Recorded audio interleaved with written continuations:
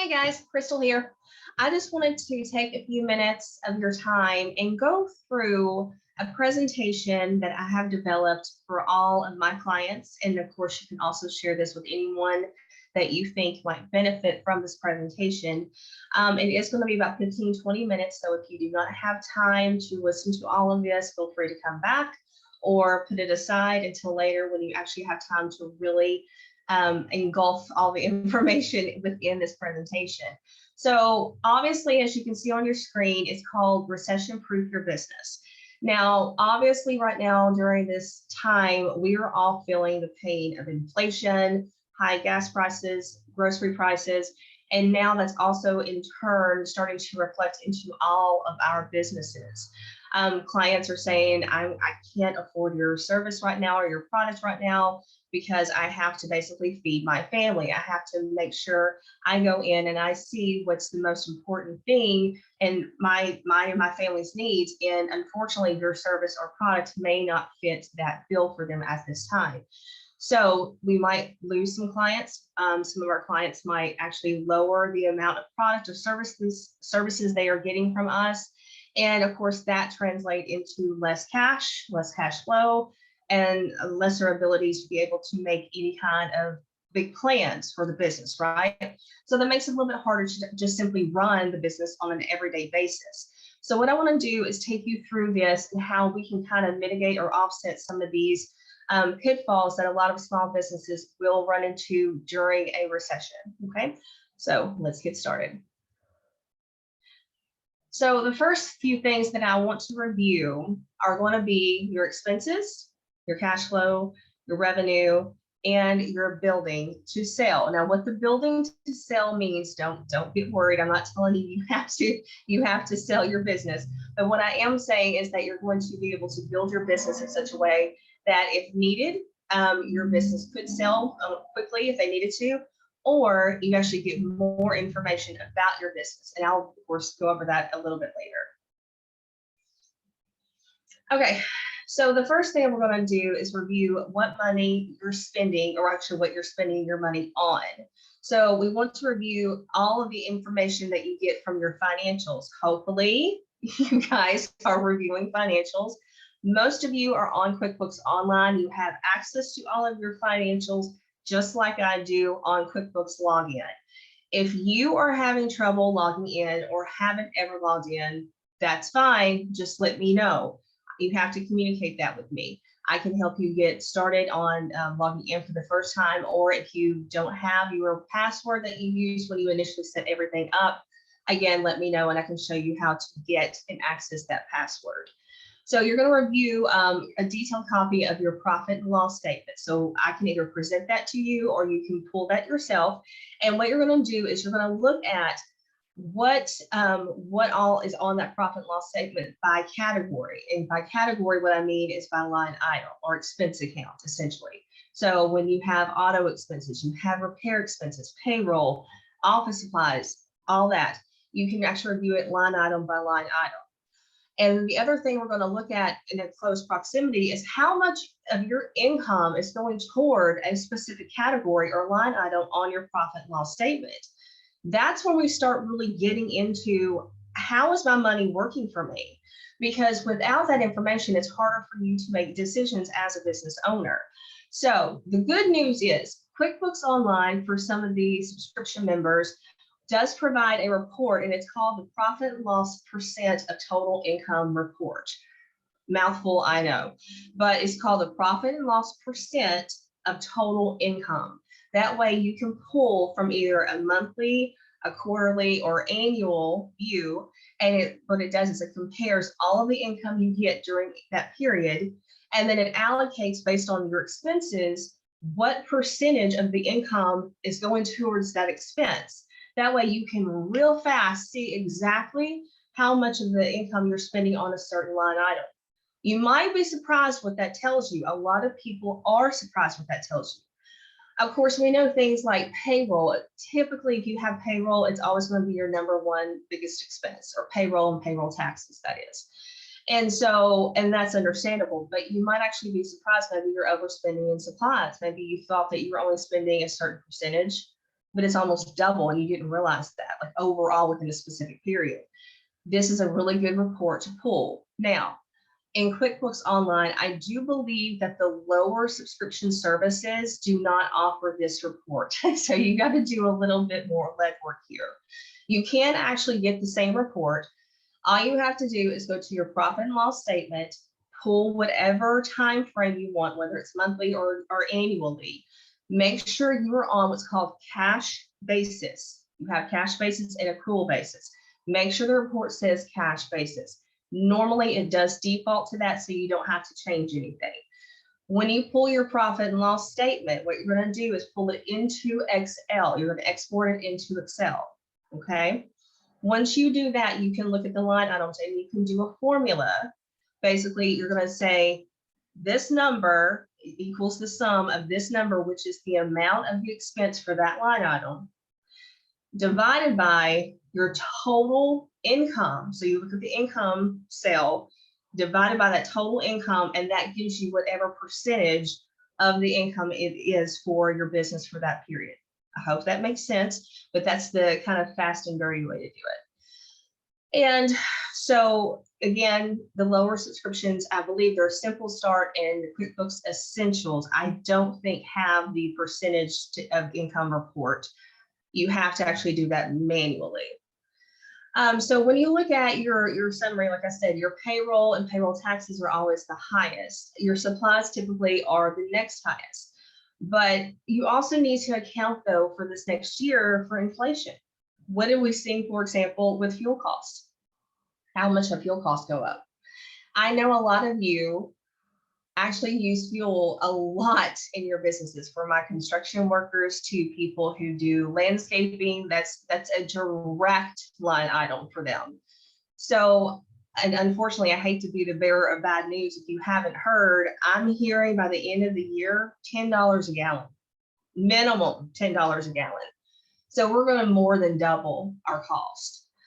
So you have to kind of somewhat try to account for inflation within that. That's another one of your tools, so to speak, to help against the recession period.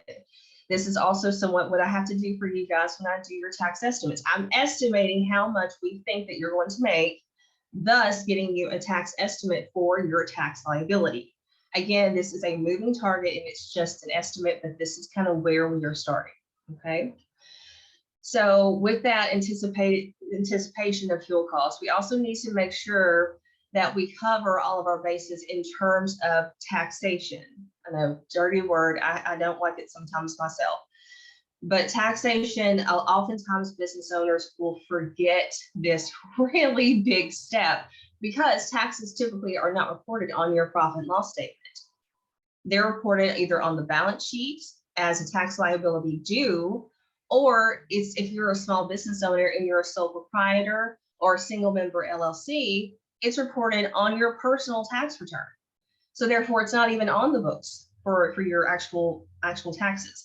So what you're going to have to do is specifically make sure that you are tracking either with tax estimates through me, or you can keep up with them yourself, but make sure you're putting away money on that cash flow every single time you get in a check and saving at least 5 to 15% of that income for your taxes.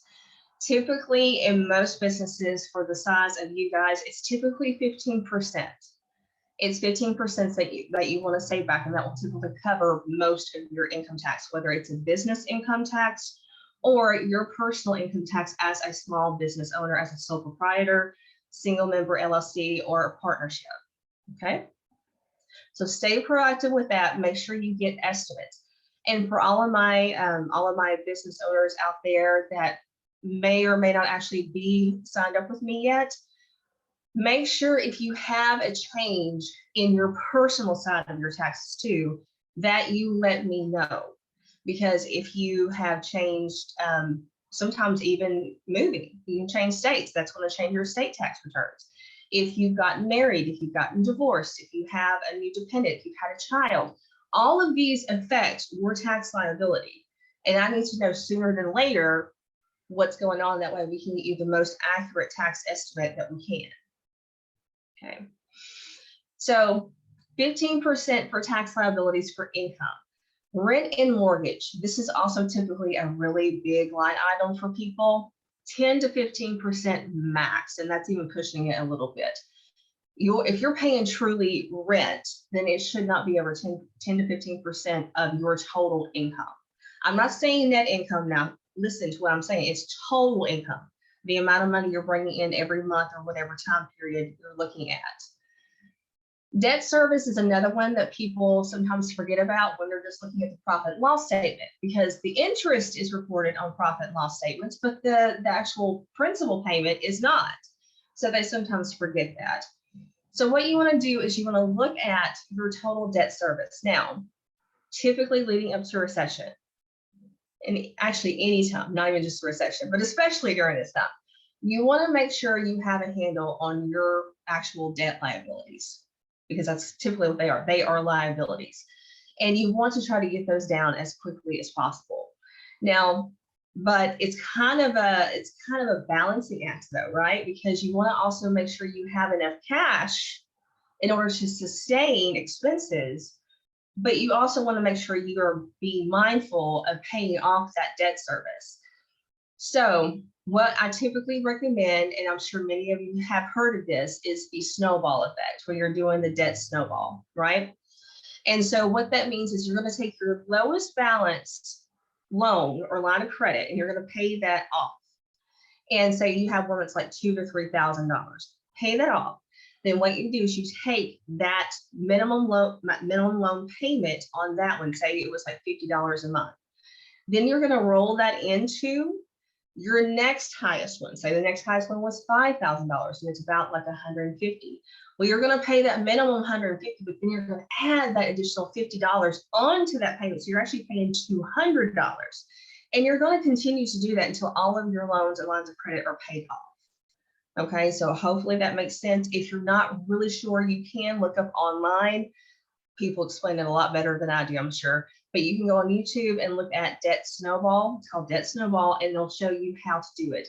Dave Ramsey is really big on this one, so if you want to look him up, feel free. He's another good one to look at. So once you get the debt down, you don't necessarily want to close your line of credit. Hear me out. Okay. When you are approaching a recession, one of the biggest hiccups that we tend to have is cash. We don't have cash. So your line of credit that now has been paid off because you paid off the debt snowball, so you now have a zero balance, but a line of credit is revolving and it's ongoing. The bank doesn't necessarily shut it down. So therefore, if you get in a really, really bad situation after you've done all of the examples I want to tell you here, you at least have some small line of credit you can fall back on in case of an emergency, essentially, okay? Because we really have no idea like how far this is going to go, how long this is going to go. So we need to make sure we have all resources available to us. So, okay, so the other thing that you want to look at too is, does this expense make you money? Which is this one right here. Does this expense make you money? And is it absolutely necessary? So when you look at your expenses and you're going through line item by line item, and you see, okay, I see that it's this percentage of my income really high, then you can drill down into that report and see all the transactions that make up that total number. And you're looking at the vendors, you're looking at who you're paying, and you're like, now, does this expense actually, is it a return on investment? Do I get money back for having this expense? Or is it absolutely necessary? And I'll even use rent as an example. For the longest time, when I first started my business, I had an actual physical location in Madison for a while. And I met people maybe 5 times in a year at my office. So that, $500 a month was not necessary at all. It was not necessary. I started working from home. I started working remotely. I made sure that you guys had access to me whenever you needed. And so far, I think it's worked out. I have, yes, lost a few clients because they wanted to be able to sit down in front of their accountant at an office and be able to talk with them. That's fine. they're not my client and they're somebody else's. And that's fine, because again, there's enough business for all of us to go around. And I want only people who want to be my client to be my client. So, and I also want to make sure that my clients also get what they need in order to make them feel comfortable. So again, you have to look at, is this actually necessary? So that saved me at that point $500 a month. That adds up pretty quickly at $6,000 a year. So yeah, I saved myself a lot of money and put that money back into the business account. And then how much return on investment are you getting on your marketing? So what you really need to look at, and we're going to dig into this just a little bit more, but how much is your marketing that you're putting in actually giving you back? All right, so let's look at that. Excuse me, I got a drink of water. Talking dries out your mouth, doesn't it? Okay. So marketing 101 basically, but from the finance side. So budgeting, typically no more than 5% of your income needs to go to marketing. Some people will do marketing campaigns where they spend a lot of money, and that could be maybe an exception to the rule, but for the most part, no more than 5%. And again, even that's pushing it. But again, in a recession type business, you are trying to diversify and find possibly new clients. And so therefore you have to kick your marketing up just a little bit. And we're going to get into what that actually means. Specifically though, if you're just starting out and you have a new business, you are going to have to put a little bit more money into marketing than someone who's been around and has a really good client base that has word of mouth that they can get. So you are going to have to make sure that you budget enough for your marketing. Okay. The second thing I have listed here is called Get Different. Now, this is an actual book that you can purchase on Amazon or wherever you get your books from. It's a book by the author. His name is Mike Michalowicz. Try saying that 3 times fast. It's really interesting. But I had the pleasure of actually working alongside Mike for a while, and he is a wonderful person. Let me go ahead and start out there. A little kooky, but you know, those of you who know me for a minute know that I'm the same way, right? So, but he's a really great guy, and I love the way he explains himself and explains certain business theories and ideals. And what this book specifically, though, is about is how to set your business apart from others in your industry. Here's an example. Let's just take accounting, for example, because that's an exciting industry right there. Basically, the reason I'm using that one is because you honestly can throw a rock and hit an accountant. I mean, we are all over the place, okay? And so, but what happens is when you are, as a small business owner, looking for an accountant, you see a sea of gray, right? Because you see everyone who's an accountant has already been trained the same way, pretty much has the same skill set as far as, you know, a basic education. We've all had to go to school for a certain number of years. We have, you know, our certain niches, so to speak, but we have to actually be trained all the same way. We're a dime a dozen. But what sets a business out from the other? You have to be, or at least I have to be, that red suit, so to speak, in a sea of gray. I have to be able to stand out. So what Get Different basically has taught me is to be able to make sure I don't just do the same old, same old. So what am I saying by same old marketing? I mean that, you know, you have your social media, your Google ads, your SEO for your websites, and, you know, various networking accounts and networking groups that you actually go to, either online or in person.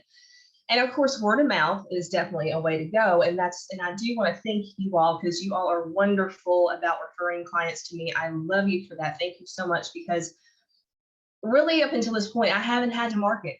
I have not had to advertise at all since I've opened my business back in 2008. I typically always get word of mouth.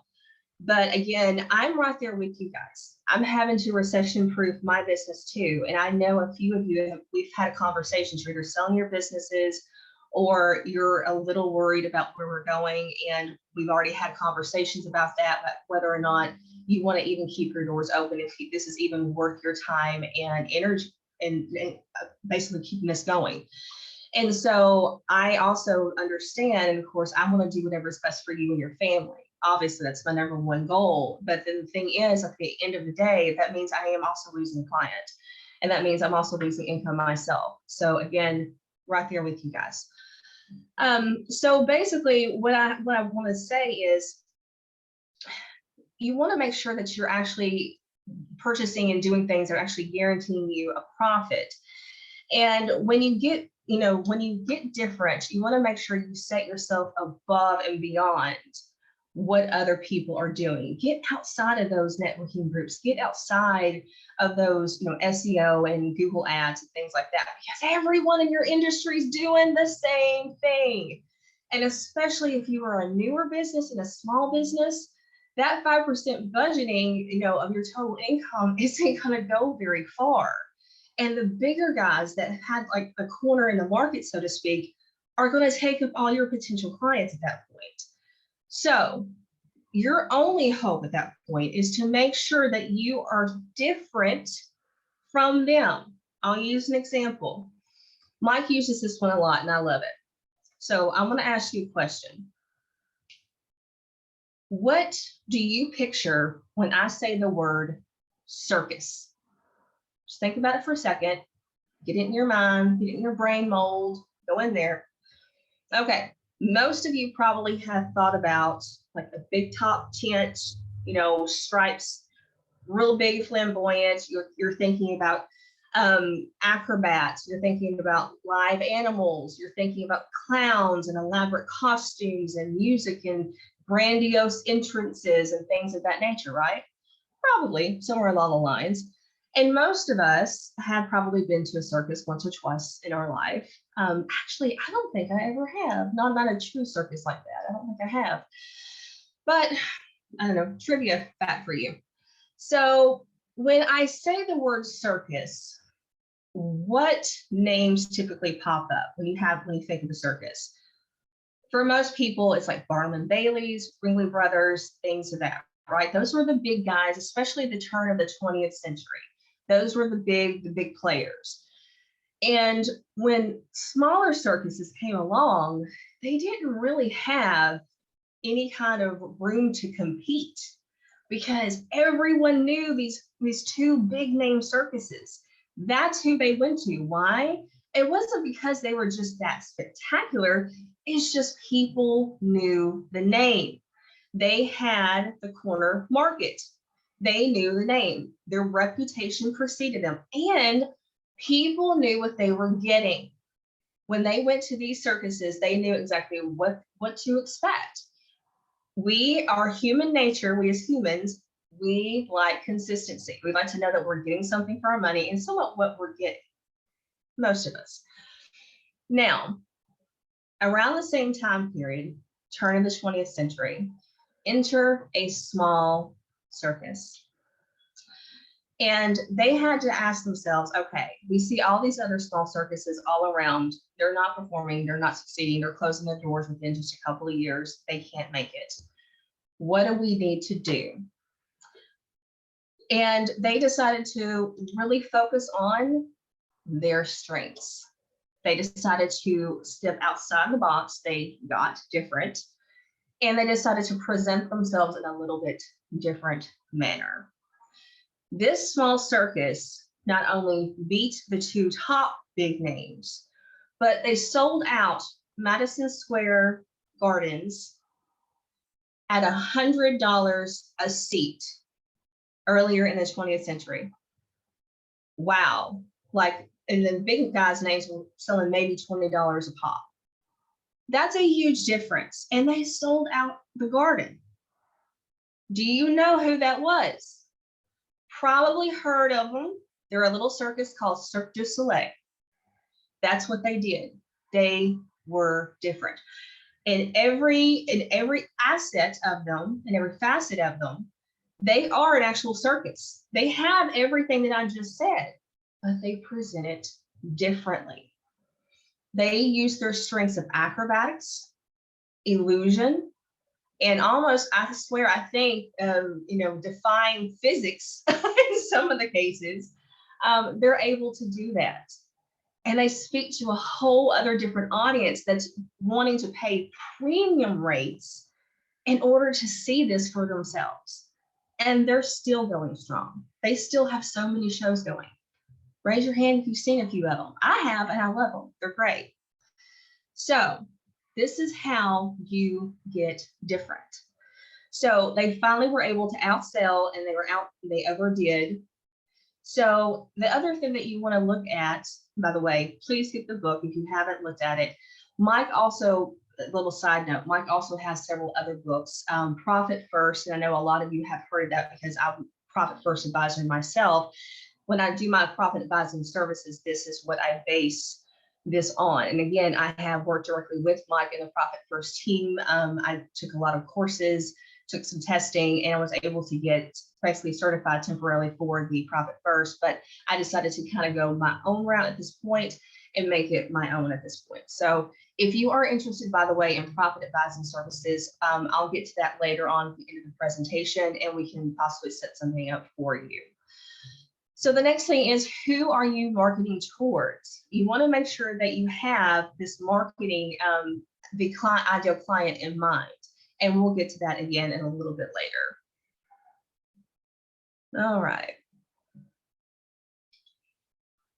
The next thing is cash flow. Cash is king, right? Cash is king, and he is going to stay that way for a very long time. So I do have a question. How much cash do you have in your account? Be it business, be it your personal accounts, because this is affecting you personally too. How much cash do you have in your account right now? You might have to go look it up, and that's fine if you do. But when you look at those numbers, I want you to tell me how you feel looking at those numbers. Do you feel secure? Do you feel safe? Do you feel ready and empowered for an emergency if something happens, or you're like, no, we'll get through it, no problem? Or do you look at the phone and you're like, oh crap, if something happens, I'm barely making it, client to client or check to check. And if something happens, I don't know how I'm going to function. That's kind of a scary feeling. And we've all been there. We've all felt it at one point or another. Some of us might be there right now. So I want you to really be able to see and feel how this is going. So I want to be able to show you some of the things that I have done, and to be able to kind of go through my expenses. Because remember when I said in the previous slides, when I said really look at your expenses, this is what I mean. So after you review them and you're looking at how much percentage these expenses are, I want you to go through them and say, now, what can I either cut altogether, what is not necessary? And if it is necessary, can you change how much you're paying? By that, I mean, can you change vendors? For example, I changed my phone service. I went from Verizon to Patriot Mobile. Verizon, I was paying $120. Patriot Mobile, I'm paying $58 a month for the exact same service and the exact same quality of service. Nothing has changed. I get unlimited data. It's great. So I saved right there $744 a year. Look at your subscription services. These are a big one, because oftentimes subscriptions are just what they say, and they're typically monthly or annually. And you have to look at, am I getting actually my money's worth for this? Do I even use it? Because some people will sign up. Some people will sign up for something and forget they even have it, and they don't even use it. And they're paying like $50 to $100 a month. And they're like, why do I have this? So look at your subscriptions. For example, I had a Dropbox subscription service, and then I had a cloud, what's called a cloud service, that would host like my QuickBooks desktop and various other files and folders. And then I had a task manager service to make sure I didn't forget any, tasks that I needed for you guys. So I had all of those. In total, I was paying a little over almost $300 a month for all three of those. Kind of expensive, because I not only had my user ID, but also my bookkeeper. So you have to pay per user. So I switched to Liscio. which you very well know because all of you are now on Listio with me. I'm hoping you like it, by the way, and it's not driving you insane. Again, I am having some user, user moments. I sometimes fail at them. I'm trying to get used to it and trying to make sure that I am slowly improving like my ability to use this properly. So, but Listio, when it basically combined all of those, like I have a secure file, we can download and host your files securely on this platform. We can send and receive messages securely on this platform via an app. And we can also, I can use to sign documentation, therefore DocuSign. Oh yeah, I forgot about DocuSign. That was the other one I was able to get rid of for $300 a year. So I was able to do this, and I'm saving myself $155 a month, which is almost $2,000 a year. Just right there, switching, getting rid of multiple platforms, getting it all on one. I get secure communication with you. We get to host your files. We get to have you sign documents, legally and securely. And it's great. And I save myself a lot of money just for a few minutes of research. The other thing I want you to look at that some of you also have is inventory. Inventory of, now granted, a lot of you do not have this, but some of you do. Some of you are more retail. Look at your contracts, review your contracts, because a lot of suppliers and vendors will allow what's called net terms. But the beautiful thing is, they also provide net terms for discounts. So if you pay early, you pay, say like 10 days before, you can get between 2 to 3% off of your total bill on that invoice. So if you pay it early, you get a discount. Always, always, always take advantage of that, because that's money back in your pocket that you don't have to pay. And what I would do is make sure you pay those first. They are your priority because they're trying to work with you. You want to maintain that really good, healthy relationship. If a vendor or supplier is not offering those terms, then what I would do is simply ask, barter, try to bargain with them. Say, hey, listen, here's an idea. If I guarantee that I will pay like 5 to 10 days before the bill is due, and if you can give me at least 2% off of my bill, I will guarantee that I will pay you first. I will pay your bill first if anything were to happen and you are guaranteed that money. Normally vendors will work with you. Okay, so therefore you're automatically saving that much money. And if you have multiple vendors, it just adds up. It's a glorious thing. Fuel costs, we've already talked about that, going up like crazy. Most of you, I understand, cannot work remotely. You don't have the same opportunity that I do. You have to be at a job site. You have to be with the client in a shop. I get that. However, some of you, I do know you can. You can actually do this. So you need to ask yourself, am I really going from point A to point B, from place A to place B? Can I actually get through this without having to do that? Can I do, like, what can I take on remotely? And then look into doing services remotely to help save on fuel costs and your overhead. Bank fees. Lord, okay. So I have talked with a few of you about this. So I am completely anti-bank fee. There absolutely, in this day and age, is no reason. There is no reason why you should be with a bank that is charging you $5 to $10 a month just to have an account open with them. There are so many banks that do not require any kind of fee, and you can get free checking. Their online services are even better. So please, if you are paying bank fees, stop, just stop, because that adds up. That $10 a month account, and most of you have multiple accounts, can add up easily to $30, $40 a month. And then you're paying, several hundreds of dollars a year for nothing. It's like literally you are burning that money. You're paying it for nothing because you don't have to. So again, mindfulness, be mindful of what you're doing. And then get your employees involved. This is one that a few of my clients, and you know who you are, we've talked about this just recently. And it's the idea of profit sharing. So one of the best ways to actually save on expenses and cost is to get your staff involved. If you have a staff, get them involved. And what do I mean by profit sharing and getting your staff involved? Well, if you offer a profit share, it can be a certain percentage and even a fraction of a percentage, but say maximum is 1%. So you said, hey, employee, come, let's talk about this. So I'm going to start offering a small percentage for all of my staff.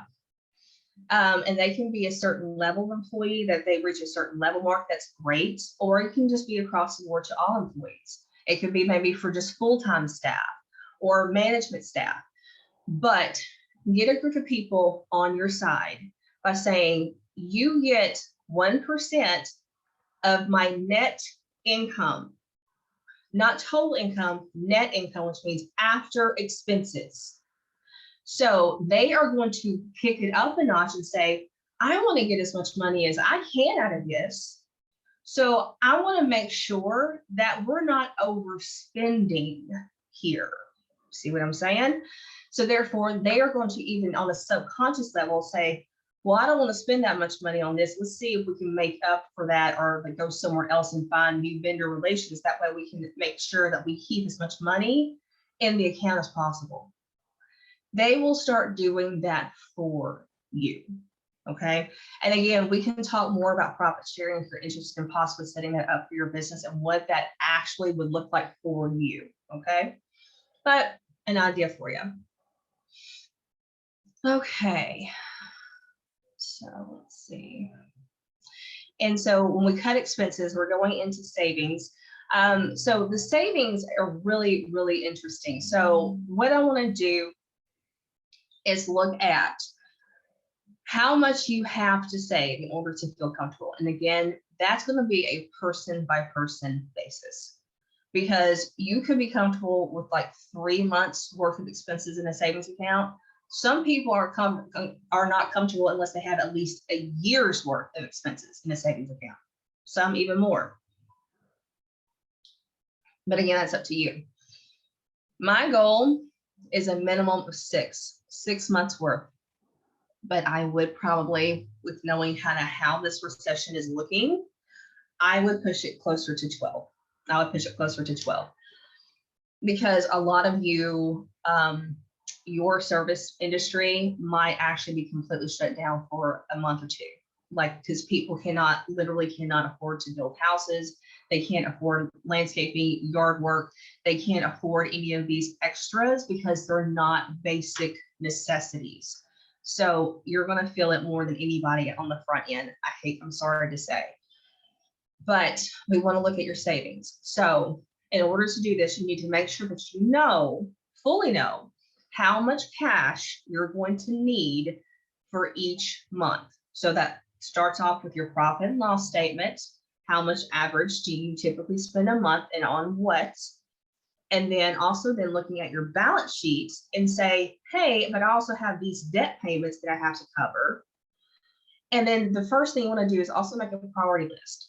Obviously, if you have staff, your staff's payroll comes before anything, because if you don't have a staff, the business is not going to work anyway. So for those of you who have staff, payroll comes first.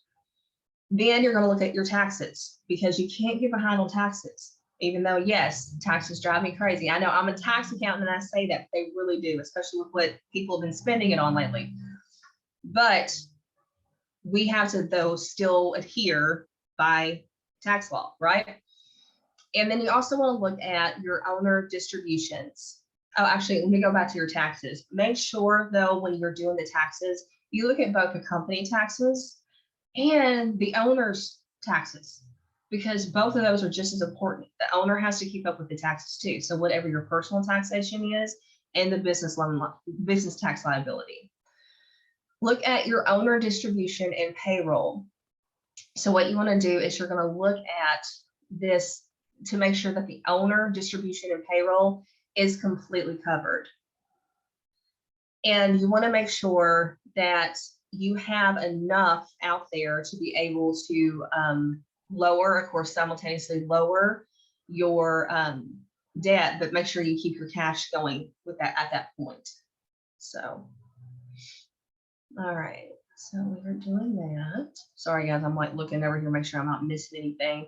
It's a lot of information. So thanks for hanging in there with me up until this point. All right.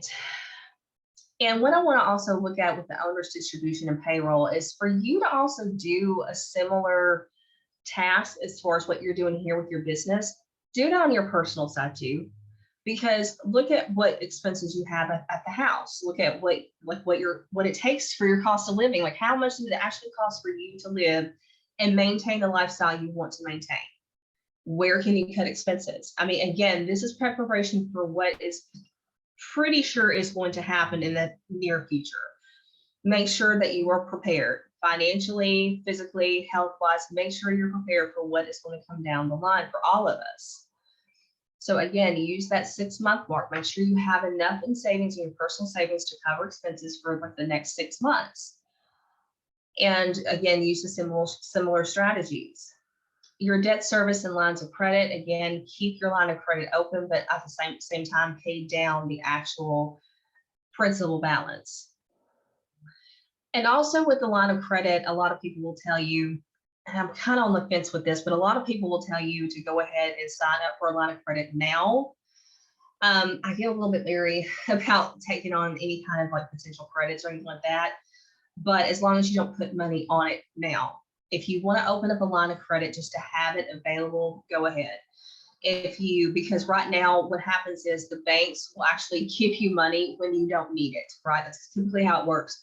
But when you do need it and we're in the middle of a recession, the banks typically they'll just bypass you on that.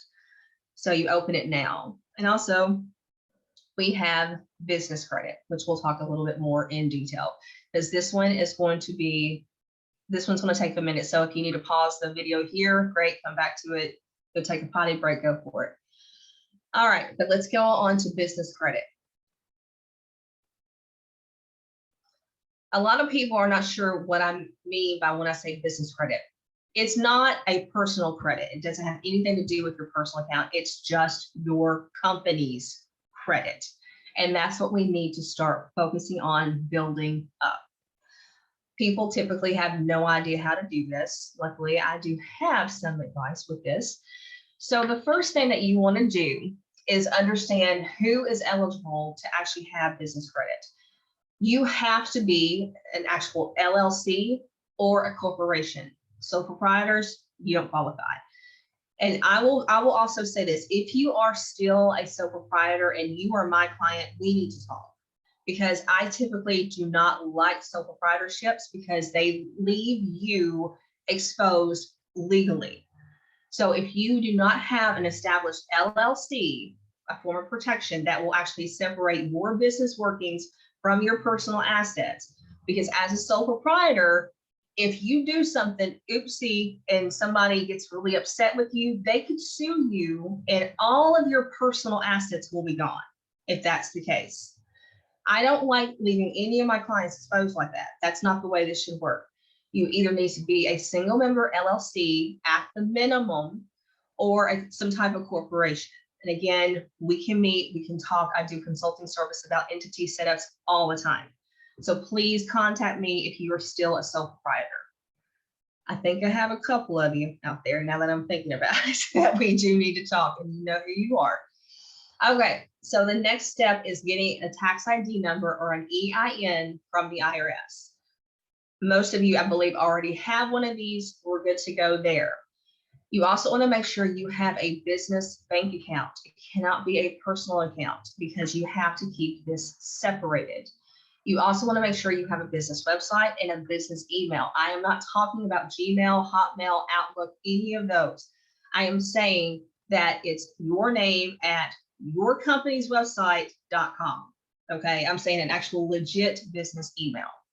Now, you can have it going into your Gmail account or Hotmail or whatever you use. I think Hotmail's out of date, isn't it? Yeah, I'm pretty sure. But Outlook, whatever you use. But make sure you have an actual legit business email. You're going to then register with Dun & Bradstreet. Like, who the who? Okay, well, Dun & Bradstreet basically is a type of business, I guess, reporting service, reporting agency that they will actually report your business credit.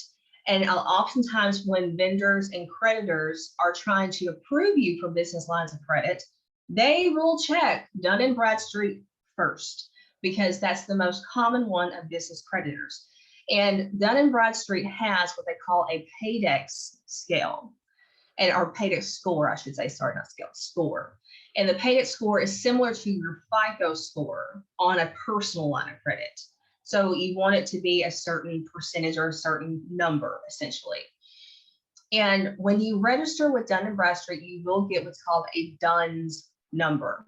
Make sure you do this before you register for any type of trade line or credit account, because they typically have a box that allows you to put your DUNS number in there. This registering for a DUNS number is free. It's free. Just make sure that you have the business spelling correct, all of your contact information correct, and then it'll give you your DUNS number, okay? Now, what do I mean by establishing trade lines? Trade lines are typically vendors or suppliers that have net terms, such as net 15, 20, 30, or 60 days to pay. So it's just saying that you have an accounts payable account where you can pre-order stuff and you go ahead and get the stuff in, and you have net 30 days to pay for it, and you have to pay for it in full. So you can set up accounts with these different trade lines, and they will report to the various business entities such as Dun & Bradstreet. Then you have Equifax, and then you have Experian. Now, keep in mind, TransUnion does not do businesses. Okay, so if they report to TransUnion, that means they're going to report it on your personal credit account. Don't go there. Okay. And then you want to also then establish credit. You're going to establish credit with maybe your bank. Before I would establish a credit line, ask them, do you report to the business credit bureaus? That way I can establish my business line of credit. Same thing with a credit card. Now, I have a few of these credit cards I'm going to show you here in a second that they absolutely do report to the business credit bureaus.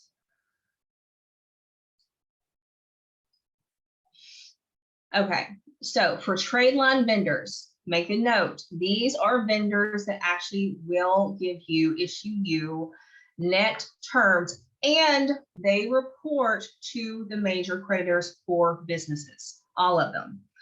So you can set up Uline. Uline typically is like for supplies. They do like shipping supplies, some office furniture. You can do like kitchenware, things like that.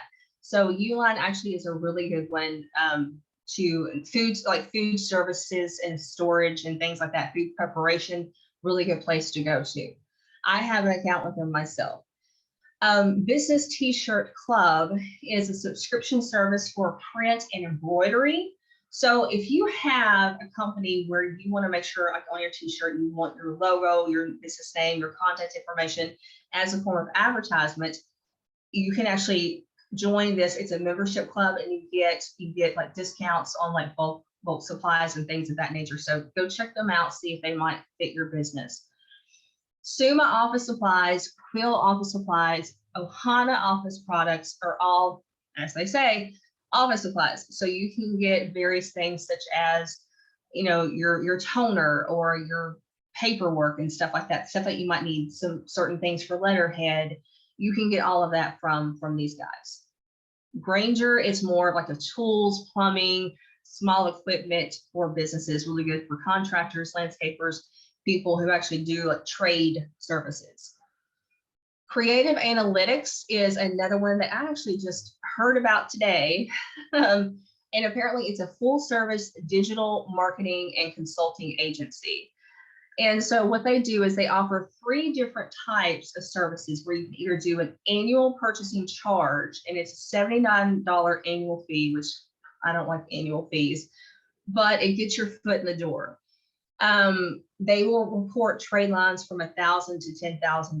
So if you have like at least $1,000 worth of buying power, they will report your company to credit bureaus. Monthly memberships is another one that they offer, from $49 a month to $149 a month. And pretty much what you do is you have access to a very large digital database. So if you are a designer and you want to design your own websites, your own logos, or if that's actually the business that you're in, this might be a really good place for you to go and know that your business credit is being built up with having an account with them. And then pay by invoice, again, a standard net 30 term.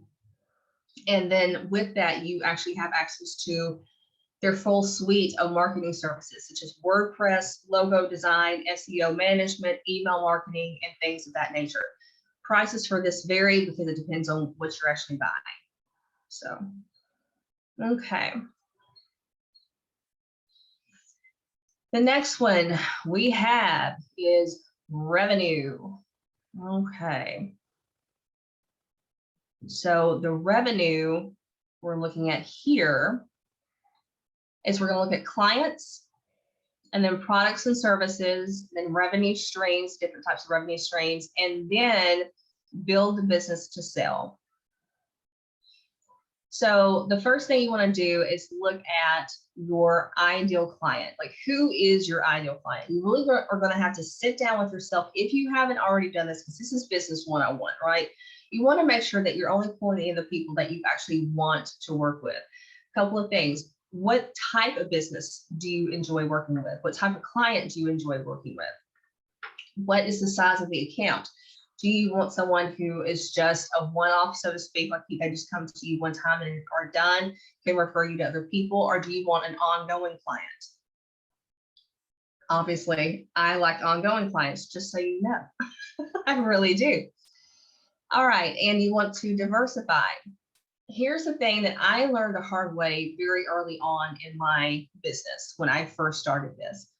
I just had a couple of clients when I first started. Obviously, we all start somewhere. But I was happy with the fact that I only had a couple of clients. However, what happened was one of my clients, and again, I had like, 50% of my income was coming from this one client.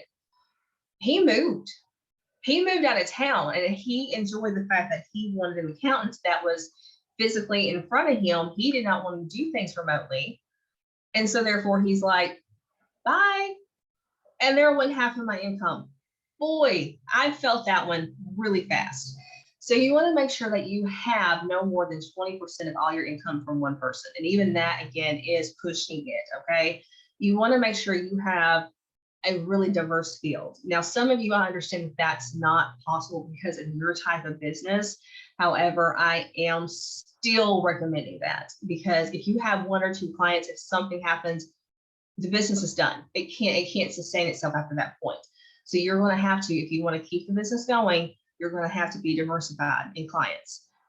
Review your services. Can you add any kind of new services? What services do you have? And are you performing services that you enjoy? Are you selling products that you find valuable to others? If not, then why are you doing it? Because it's going to be harder to maintain that if you're not 100% behind your service or your product. Okay. Staying in contact.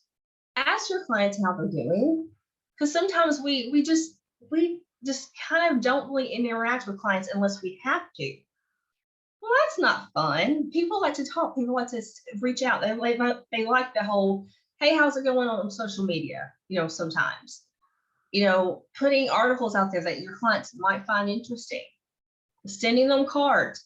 By the way, some of you are going to be receiving birthday cards from me soon if you haven't already. I've started this new card service. So therefore, I'm hoping that you all have a happy birthday.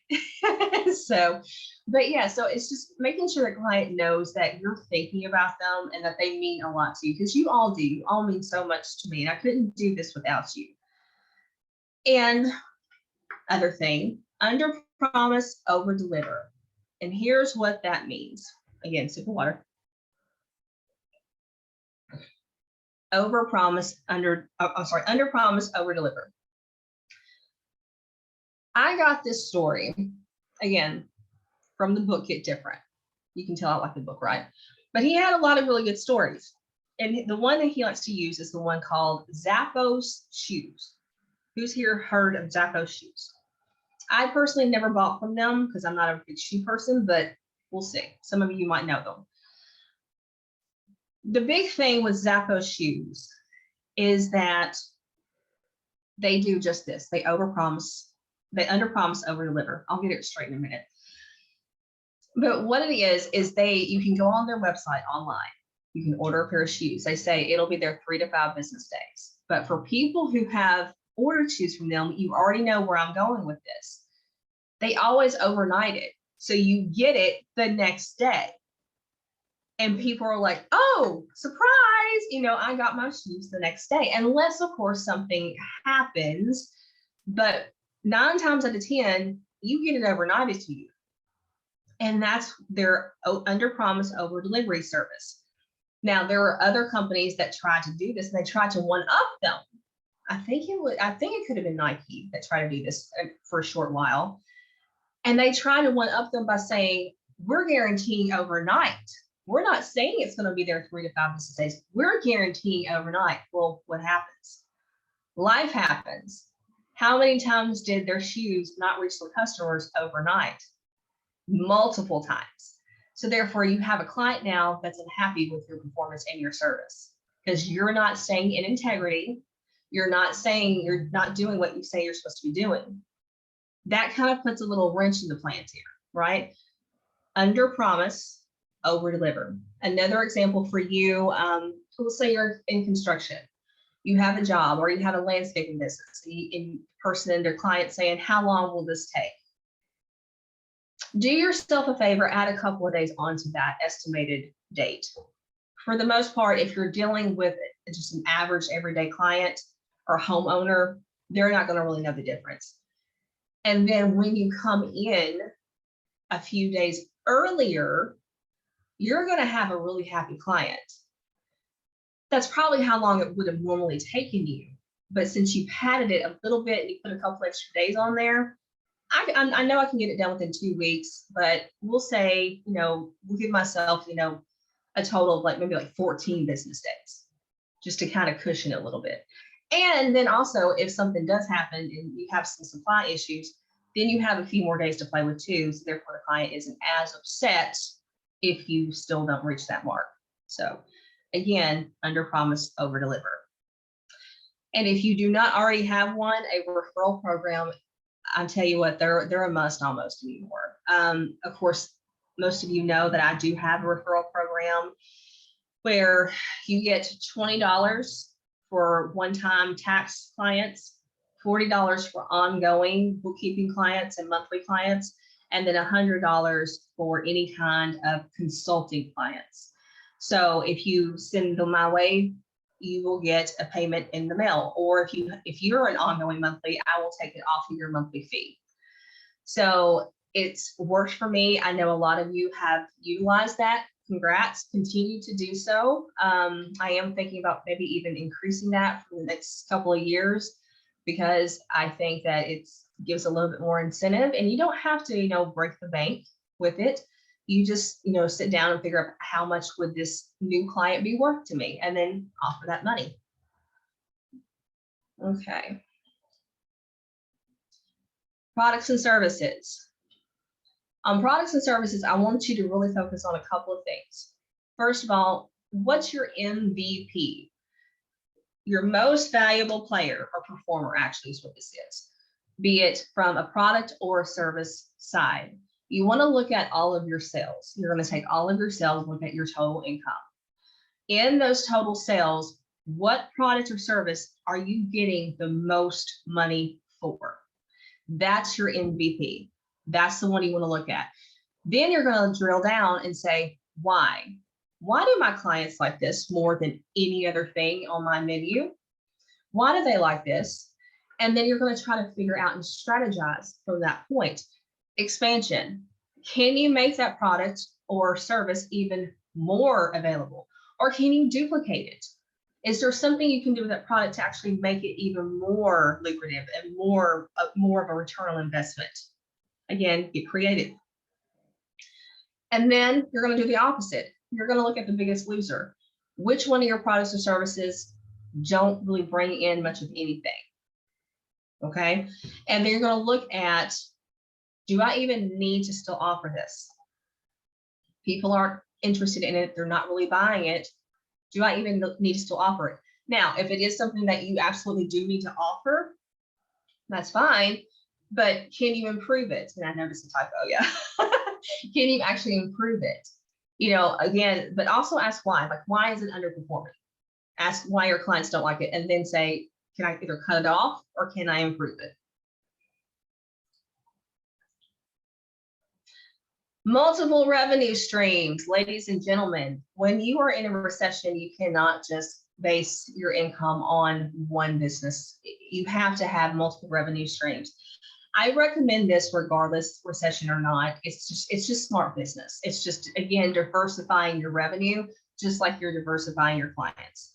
So what you want to do is you're going to have your primary service or your business that you have as your primary source of income. Then you're going to look at, is there a secondary business that people are, I'm seeing a need to fill, or I can fill? Is there a secondary business that I can actually fulfill a need for the community or myself? You can look at affiliate marketing. Amazon is like the #1 affiliate marketing. You can actually put on a website. You can offer online stores. You can have online courses, how-to videos. You can also do a type of monthly membership or subscription service, where for me, for example, I put healing sessions in here. I do offer weekly healing sessions for people who want to sign up with a group membership. And you can do subscription boxes, such as maybe if you want to do snacks, herbs, you know, teas, coffees, craft kits, pet boxes.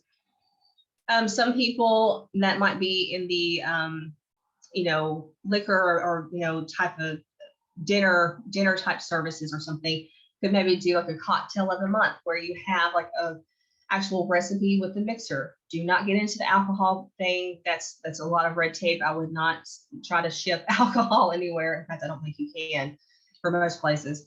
So you can do farm shares, CSAs. We've all heard of those. Daily, weekly challenges, accountability coaching meetings, rentals, routine plant care, routine pet care, and then possibly mastermind groups. These are just some examples. Use your imagination, look at your industry. What could you do in your industry that could actually other people can benefit from?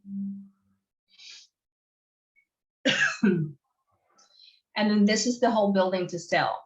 You're not really selling. Okay, don't worry. Get that panic out of your mind. I'm not telling you to sell your business, at least not yet, unless you want to. So it's harder, by the way, it's harder to sell a business during a recession than it is because typically banks are not lending money for people. So unless you have a cash buyer, it's going to be a lot harder for you to actually sell your business. But what I mean by this is structuring your business, therefore it's set up for both you and the business itself in order to be, I guess, more diverse, more well-rounded, and you actually as a business owner understand your financials more and the value of your company more.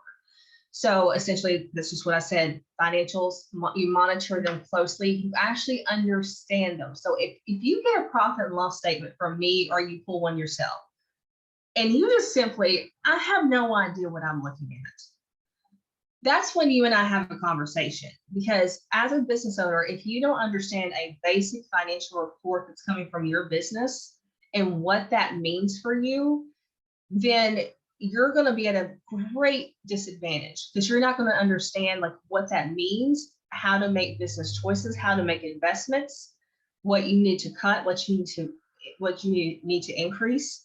You have to understand what it means. So again, talk to me, let me know what's going on. The value of your business. When you understand the financials, and you start also understanding how much your business is valued. Now, I do actually have specific business valuations. It's a little different. I'm not talking about business valuation necessarily here. I'm just saying that you can get an overall sense based on all your financials, including the balance sheet, what your business is worth. And then systems. This is the biggest one about building to sell. When you have a system in place, when you're getting ready to sell this company, you want to make sure that the potential buyer can simply walk right into this company, take over from what you're doing because your systems are so solidly in place that they can take up and not skip a beat. So that's where you want to take your business, because that's going to make it even more valuable to somebody. You can show them this is our, these are our basic information systems. This is our HR book. This is our employee handbook. This is, how you do X, Y, and Z things in the company. This is what it all means. And this is what it boils down to. So it makes it even more valuable. That's what I mean by building to sell, because ultimately it also helps you as a business owner understanding your business even better. And that's it. Thank you guys so much for hanging in there.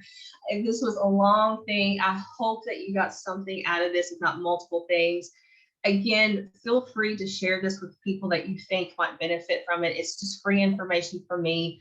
I understand, again, like I said, this time is very disheartening for so many people. But if you start now, again, right now, don't wait till everything kind of gets chaotic. Just start now to kind of help yourself along the way.